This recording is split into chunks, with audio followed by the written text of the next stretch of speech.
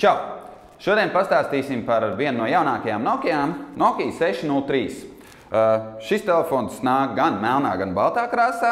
Dizainiski varu teikt, ka diezgan pievilcīgs telefons. Šis telefons nav pārāk liels un nav pārāk mazs. Viņam ir 3,5 colu displejs, pietiekoši krāsains un košs. Displejam ir izmantota Clear Black tehnoloģija, kas visu attēlu padara tiešām baudāmu, jo melns ir melns. Tātad attiecīgi visas pārējās krāsas ir pietiekoši labi atspoguļotas uz šī displeja. Ir šie standarta 4 ekrāni, ko var pāršķirstīt un uz kuriem var izvietot, piemēram, tur interneta saīsnes, aplikācija, ikonas uzreiz vai arī tā sauktos widgetus. Aizmugurē arī mums ir redzama 5 megapikseli kamera, ar ko var uzņemt salīdzinoši kvalitatīvas bildes. Kā jau visos Nokia vietālruņos, ir iestrādāta iekšā Nokijas izstrādātā navigācija, Nokia OV Maps, kas ir liels pluss šai aplikācijai.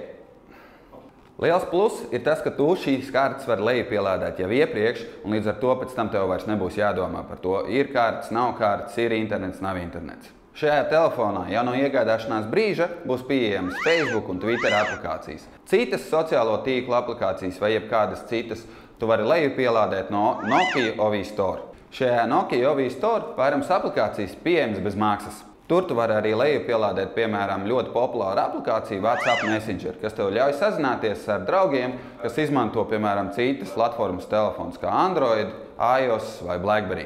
Kā trūkumu var pieminēt to, ka portreta režīmā klaviatūra ir salīdzinoši maziņa, bet, pagriežot telefonu horizontāli, rakstīšana jau ir krietni ērtāka.